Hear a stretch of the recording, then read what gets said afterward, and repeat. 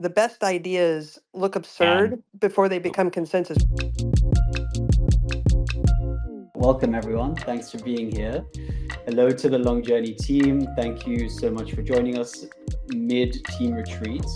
So for those who don't know, I'm Timur. I'm co-founder of Edge City. We've got Janine here as well, the other co-founder, and we'll share a bit of our story in a moment. But just to set the stage here, today we're just going to jam on building a magically weird future. So talking about ideas that don't fit conventional paths until they become consensus. So we are incredibly excited to be partnering with Long Journey on a residency for 10 future founders at Edge Esmeralda, which is an event that we're hosting that we'll share more about in a second. But as you're listening and learning about the residency, and you think about folks who might be a good fit, please tag them in the comments or share the links with them. Deadline to apply is this Sunday, April 27th. And we actually have some applicants listening in already, which is awesome. That's exactly what this is for.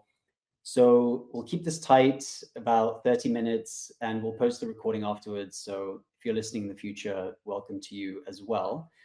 And yeah, so to kick us off, I'd love for someone on the Long Journey team to share a little bit about the fund and how it all began. Lee, maybe I'll nominate you to start and then you can tap someone else in if you'd like. yeah, let's do it. Yeah, Long Journey started as a brainchild of Cyan and I. We had gotten to know each other when we were both at AngelList in 2015, 16. And we, became friends over that period. And then when Cyan said Founders Fund, I would find people that frankly, I didn't think anyone else would get. I loved them, what they were up. But where Lee left off is, we met at AngelList, and I was at Founders Fund for 4 wonderful years. But one of the things I wanted to do is get back to my seed stage roots and be the first check into companies, which is something that I love doing, and I know Lee loved doing. And so I reached out to him, and I've always loved collaborating with him. We worked together at AngelList. He was the number one source of deal flow when I was at Founders Fund. And he always thought about the world in a very interesting and weird way, which was like myself, which is the best ideas look And absurd before they become consensus. We got Lee back. oh, wow, really gave speech to myself and You this sure rock that did. I'm looking at. Yeah, I just got to the point where we just started Long Journey Ventures, and I was getting into our thesis about, you know, Yeah, um, go ahead. Keep about rocking. things start out absurd and then become consensus. And so one of our values and really our thesis actually at Long Journey is to chase the magically weird. And, you know, the people who are going to change the future and are fundamentally going to reshape how humans behave really see something that no one else sees. And it looks insane. It looks crazy. It sounds impossible. And we want to be this what Lee coined as the second believers um, in their vision. And so we back them with obviously capital, but also our incredible network that we have. And then one of the things we want to do was obviously partner with Edge for this amazing event that you're putting on, which I can't wait for you to hear about, which is just a really, really amazing and kind of, frankly, kind of an absurd idea. Uh, Absurdly beautiful. I'd love to hear how Arielle got involved as well. I joined in 2022, early 2022, and I had gotten to know Lee over the years, and then more recently Cyan. But kind of similar to Cyan, Lee was always sending me kind of the craziest, most absurd companies while I was at Co2 Management, and they were the kinds of ideas that were really pushing the world forward, but were almost like too crazy for me to bring to the investment committee meetings at a more traditional firm like Co2. But I had always, when I was angel investing, I was always trying to see where the future was going and putting my investments there. And when Lee asked me to join the firm, it was the strongest gut feeling I've ever had to join up with this team and chase the magically weird together. Yeah. And Amazing. Arielle's basically our voice of moderation and reason. But she also thinks about weird things. You know, one of the things I think Hunter Walk said at one point was that she went from the weirdest person at Kotu to the least weirdest person at Long Journey. But she's still pretty awesomely weird. He's also an I'm the epic trad DJ voice. Yeah, she's our trad voice. and the in-house gotta be DJ, that. I think, right? Yes, in-house DJ. Yep, in-house Arielle, DJ. fun fact, Timor is also our in-house DJ. And Oh, no way. We should do it back to back set at Would Edge. love that. Would love that. Let's I'll do open it. up for you. A fun like piece of lore from our background was when we started with Zuzalu, which was kind of the impetus for kind of breaking out into Edge. Timor ran this like really crazy AI meet like decentralized AI crypto track and brought out Grimes, and he DJ'd before Grimes, and it was actually just like such a great kickoff to her. And I was like, that's the person I want to work with. That's But how I I got my think you job. guys can do a back-to-back set. Hey, vibes matter. Vibes Vibes matter, yeah. big time. Janine, do you want to touch on the Zuzalu story and Edge City and Edge Esmeralda, just so people have context on that as well? Yeah, so kind of like, to the point of Long Journey chases the magically weird. I've gotten to see that a bit, and it's just such a great team of people who like generally believe that and believe in, and that this side of like second believers is so true, and finding the most out there ideas and backing them and making them exist in the world. Like it's been a team I've been so excited to see grow over the past couple of years. And where Edge City fits into this mix is that we are indeed pretty weird ourselves. So kind of Edge was inspired by this project that I co-founded called Zuzalu with Vitalik Buterin, who is one of the founders of Ethereum, and kind of had been like, I want to experiment with this idea of, network states. Like, what does that look like? And is that an area we want to go? And I had been pretty obsessed with the idea of new institutions and different ways of funding public goods and pushing forward like new innovation in the world, and like how could we do it in the most like counterculture way. So it was kind of this perfect fit of a first experiment to run. We had sort of 2 months in Montenegro with a bunch of people, and it was a little bit more crypto focused, but we really wanted to kind of push forward on like, how do we make this much more multidisciplinary and much more of a focus on frontier tech and science, and just truly like finding people on the edge of what is normal, that are really pushing the boundaries and building in a way that's both fun and different, and like creating a future that we all want to see. So Timur and I teamed up to get Edge City started, and we kind of were figuring out like how are we going to create this name. And actually, one of the Long Journey founders, Dylan Byron, who's the founder of Mindbloom, who lives next door to me in Austin, is obsessed with this idea of Edge City. And I was like, wait, that's actually the perfect name. And the whole concept of it was the idea of sort of living on the edge of what's normal, where like new technology, culture, health, and ideas are adopted earlier than elsewhere. And this concept of it just being like this great place for out there thinkers, because the future is a lot easier to build when you're all actually living in it.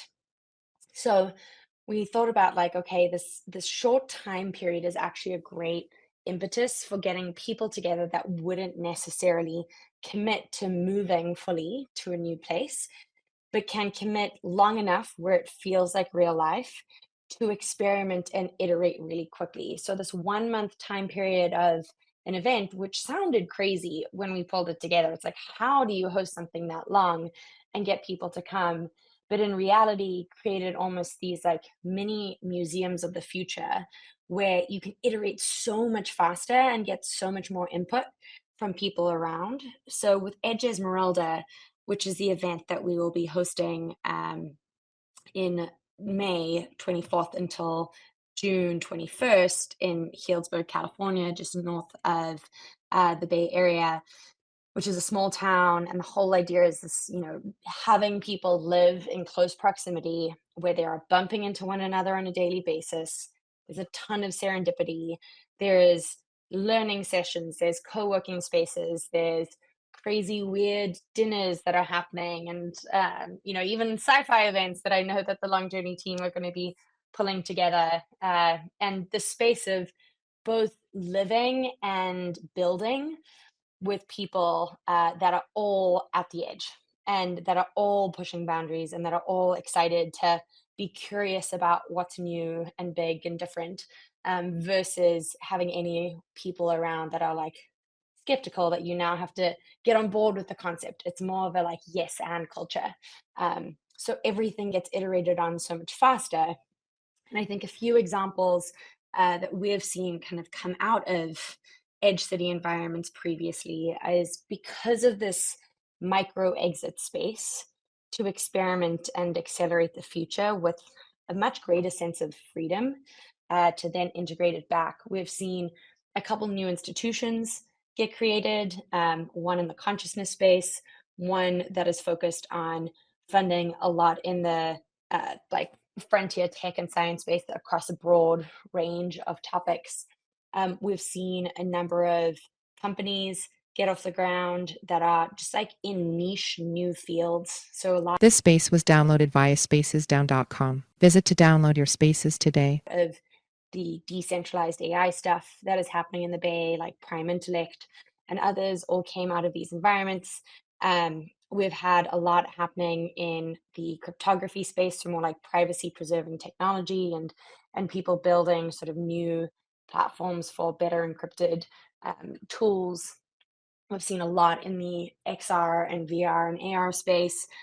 Just this idea of sort of like building new worlds seem to come to life in these spaces, and those companies have gone on to be funded and go into different accelerators. So it's been really cool seeing that get built, and a lot that is happening on the education and lifestyle side of things, like companies that are focused on healthier lifestyles, new education models that are focused on kids actually just like being in environments with many different adults. So all that to say is like the space for innovation, the space for new ideas, to have a space to play and get tested and experimented with is very real in this environment. And Edge Esmeralda is really one of our favorite spaces because it blends a bunch of people from the Bay with a bunch of people coming in from many different places in this kind of play-like space that's all very easy to access, very walkable. We have bikes for people. Everyone's going to be staying in different spaces. And then each week has a different theme with many different tracks that are happening, brought together by just like top experts in different fields. So it's not just a space to build and live, but it's also a space to learn. So we'll have different weeks focused on stuff. So I don't know, Timur, if we can actually share links in here, but let me, if I post a reply to this, I'll just post the program in there for some people to open that up. So that's it on the Edge City and sort of Edge Esmeralda front. But Timur, I think something that's like really fun to go through is actually, and Mike, like diving into this, the Long Journey Residency, which I think is something we're all super excited about. Yeah, I think we got to anoint him as a speaker. Let's see, He's a Mike, if listener you, right Mike. is now. that it? I anointed him. You're I a think he listener, but anointed himself. Yeah, I think well, there's I'll sometimes there's an X problem on X where with the app itself it like drops you and adds you and drops you and adds you. So they might have been dropped. yeah, it seems like it's dropped Mike and Lee. So Oh, Yeah. I'll dive Why in don't here a you start bit. us off, Timur? yes. What do we hype Would love about? to. What do we hype about with this residency? About We are so hyped about the Long Journey Residency. So, as Janine just explained, we're going to have 1,000 crazy magical weirdos all together over the course of a month. And 10 of those crazy magical weirdos will participate in this amazing program. It's a full ride experience. Everyone's staying in one house, as we talked about the importance of being close to each other. And it's for people who are, we're calling it kind of a pre-accelerator, helping people get from -1 to 0 so that they can then go from 0 to 1. and residents will co-live. They'll get support from the Long Journey team. There'll be weekly demos. It'll be a very an accelerant of a month for these ideas that can become world-changing startups in the future, but are maybe in their earlier stages right now. So if you're listening to this and you're ambitious and your idea doesn't fit the mold, this really is for you, or maybe you know people who fit that description, would love for you to share this with them. Mike, anything to add on your end? Yeah, I would say the thing to add, having had the privilege of experiencing Edge Esmeralda last year, and as kind of a hybrid and extrovert introvert myself, like I think why we're so excited about the residency is amidst the madness and the beauty that already is Edge Esmeralda, there's like there's people who have more, maybe they're at a different stage. They're at the 0 to or the negative 8.8 to 0 stage of thinking about what they're going to build, so the pre-accelerator metaphor, and they want to connect with each other, they want to build, they want to have community with people at a similar stage. So we're trying to create micro communities. I think some of the magical things about culture is when you build subcultures, it makes the macro culture more powerful. So we're just like a residency would bring together people at a similar stage and have them connect and have them form a deeper bond and have synergies, if you will. I feel like I sound like an old school investment banker about talking about 5% synergies, but there's magical synergies. But Arielle, Cyan, and Lee both all have seen the magic of what happens when atoms collide and magically where humans collide. And I'm curious what you guys are also most excited about to see manifest. Like what's one thing you want to see in the Long Journey residency in the house that one magically weird thing you want to see manifest? Cyan? Oh, well, I mean, I'm just mostly excited about meeting all of the people, one at Oh, Edge, and also just, we're going to have this house and we're going to have people that we can be hands-on with and really get to know on a one-on-one basis in a very quality container. And and dream about the future and what's possible. And these things compound over time. Like I've already seen, like what Janine said, over the years what's come from Edge already. And so we're so incredibly excited to be there and to have the whole team there and to bring all of our resources to it. And so I think I'm just really excited about what people are going to bring to the table and how we can meet them. totally. Ariel, what about you? What do you hype about?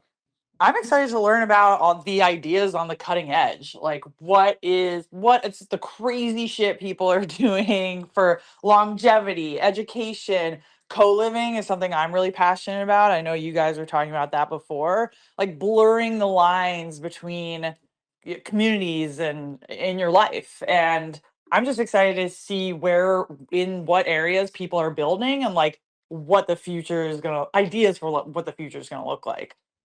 Yeah, Can I ask for, I think something that would be really inspiring to people is, like, people look at your portfolio and it's like SpaceX, Anduril, Uber, and think, wow, these are just incredible generational companies.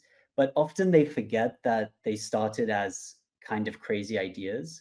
And maybe, I don't know if Cyan or Ariel, if you're open to sharing the story of kind of one of these, or maybe something even more recent, something crazy recently that you've invested in, just to kind of ground people in the reality that it is possible to go from magically weird idea to a big startup. Sure. I always love to start with the Uber story. If you think about it, that idea came out of a conference in Paris where it was raining outside and the founders couldn't catch a cab. And they thought to themselves, why can't I catch a cab? What is the problem here? How do we fix this? And so they started dreaming up a different world in which you could summon a cab. And so Uber was originally called Uber Cab in the beginning. And but they started with livery cars because livery cars you could hire by the hour and they weren't governed under the same sort of regulatory stuff as the taxi cab medallions. And they just experimented with this. And now, like, if you think about it, the entire on demand um, sort of category of companies all blossomed and bloomed, and the gig economy came out of that insight that they had, which sort of shows like you can experience a problem and it's a friction point in your life, and you can look at that and say, wow, how could the world be different? How could we change the world? And in the beginning, it wasn't even an app. You used to summon these cars using text messages. And so what looks really weird and also the other thing is everybody at the time said, no one's going to get in a stranger's car. I remember that was like the number one objection when I went out, like sending this deal around to all of my colleagues. They were like, what? No one's going to get a stranger. And I was like, well, we're getting in strangers' cars when we get into a taxi. We don't know these people. It's not like we're on a first name basis with them, not normally. And so, how is this any different? And the real hesitation was because they thought that these people wouldn't maintain the cars or wouldn't care for them or they're somehow be less safe, et cetera. There was a lot of narrative violations around sort of like how this couldn't work. But I really, really think that, what I'm excited to see, Uber is a great story of how just the simplest, smallest idea of summoning a car turned into this worldwide network worth billions of dollars and created flexible work conditions, created, um, again, like I said, the gig economy. If you look at Airbnb, which I'm not an Airbnb, but it's a very similar story, which was some folks were like, what if people wanted to like stay on my couch? Could I make some side income renting my couch out to some strangers? It was a crazy idea if you think about it.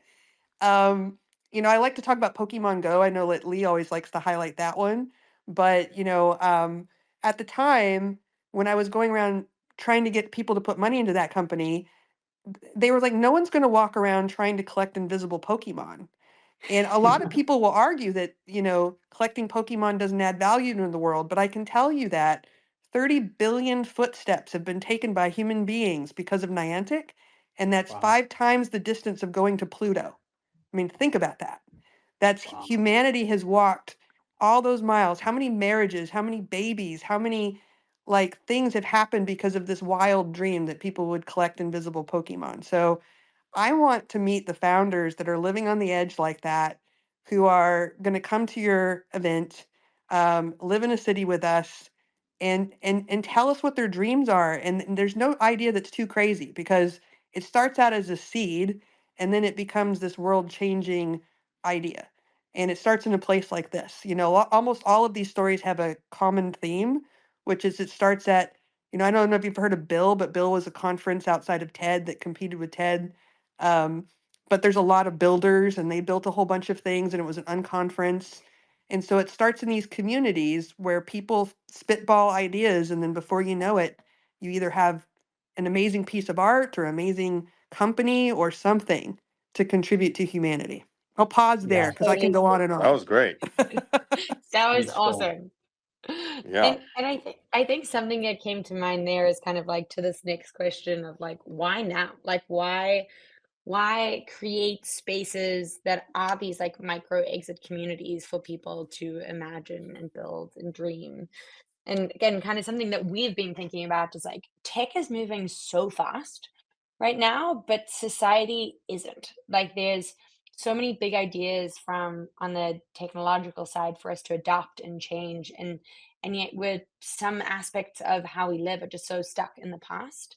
And it's like how can we create a space that like socially like shakes the cultural norms of traditional ways of people spending time, and create space for like anything can work, and anything is possible, and just like space to really bounce ideas off many different people in a day.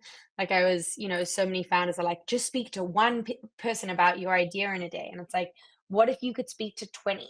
What if you could Right. just like, bump into people at lunch, because that's just a shared lunch environment where you can actually just like share that idea with 20 people instead of one every Totally. day, which takes 20 days to share. You can share that in one and move so much faster. Yeah, I think serendipitous moments because of the pandemic. We got really locked into these worlds where, people are like, oh, well, we can cut down costs in a company, we can cut down travel, we can cut down all these things by just working from home and getting on Zoom calls. But while more efficient in many ways, it cuts down on these water cooler moments or these moments where we Like when you walk past someone, you suddenly have inspiration just by being in the orbit of them, and it may trigger a thought that you wouldn't have otherwise had. Because when we're on a Zoom call, we're having this very structured conversation that usually has a flow, a start, a beginning, and an end. There's not a lot of room for like ideating or coming up with inspirational things. Like, unless it's very intentional, it just doesn't happen. And then the other thing is, we're living in a world where people think that the world is worse off, when actually, in many regards, you can look across the board, we're better off than we've ever been. And so I think being in a container where people are optimistic and hopeful about the future rather than pessimistic and talking about how bad it is leads to better outcomes, where you can actually dream about a utopian future, or you can dream about things versus being told it's not possible. And so I think having that energy around you is contagious, and it's incredible for innovation, and we have to intentionally create it now. It used to be that some of this stuff happened in like downtown city centers or at coffee houses, but now like we really, really have to come together and say, no, we're going to create the space with the intention that this is what's going to come out of it. And it's a little bit defined, but also loosely defined for a reason, so that these serendipitous moments and these ideas can flow from it. So I think right now is the time. I don't know if anybody else has any ideas, but that's what I think. Yeah, I think to So tie a bow on that, I think, the what pushes the world forward starts as, niche, nascent, or even taboo ideas. And I think a space like Edge City is the perfect space where ideas like that can really blossom and develop by bouncing them Totally. off of other amazing people who are living on the edge. And what we wanted to build on that, Arielle, was like what we see is sometimes you have a crazy idea, it's lonely. Like you're just like in your head with the idea, and we want these ideas to be less lonely because you want to share them and riff, and they're it gets messy. I think we're all really excited to get messy with our ideas out at Edge, with our team and with everyone else. Yeah, Lee, any thoughts on your end? I know we got you into the ether. What do you think? I've been loving it. I hope it does it start tomorrow, because I'm in. I mean, let's go. Soon. Yeah. I'm so excited. Yeah. 1 month and 1 day from now, There you it go. will begin. Is there a countdown clock? Oh, there It should should be. be. Vibe, can I someone mean, it's vibe code a Timor in my countdown head. for It's our in our website? head all minutes of the day. But seriously, it's going to be so special. I can't explain enough just the serendipity that Cyan kind of mentioned, and already seeing like where we've gotten to from last year to this year. Like last year, we were kind of sharing this idea with people, and they were like, "Okay, I'll come to this random thing," and getting someone to run a track, which is looking at like a new theme or area and bringing some people in. We had a few crazy out there people that were willing to do so. And this year we've got 25 people that have all been like, I want to put up my hand and bring my organization in and share about like the crazy future stuff, and bring people that this is the space that the conversations that I want to be having will be had. This is a place where I want to launch my book on progress. This is a place that I want to share and share our new company with the world, because it's like so out there that these are the people that are going to adopt it. So just seeing that iteration in a year is something that we can't imagine what this is going to be, which is what is so exciting. And hopefully all of you guys in the audience today, thank you all for joining, will be able to attend some of it. Go and look at the website, edgeesmeralda.com. The program is up. You'll be able to see kind of when to come up. You can come up for the month, a week, a weekend, whatever it takes. It would be great to have you there. Amazing. Yeah, this was really, honestly, beautiful hearing you all talk about it. It can be lonely to build something crazy. So we are so grateful and so happy to have you all with us on this long journey to building this thing. So thank you all so much. I think that's a beautiful place to wrap it up, and we'll let you guys get back to your wonderful team time. But thank you all so much for joining. Well, I want to thank And you we'll- guys too, because it wouldn't happen without you and the willpower that you have, and the fact that you put 2 feet in front of the other and make this happen. So, lots of gratitude from us to you as well. Here, here. Thank you. Yeah, it takes a lot of bravery and boldness to do something crazy. So massive kudos. Yeah. Wow. Thank Really you. appreciate that. It's been fun. All right. Thanks Good. so much, everyone. Thanks, Bye. everyone. Amazing. Thanks, everyone. Thanks. Bye, Timur. Bye, Jean. Bye.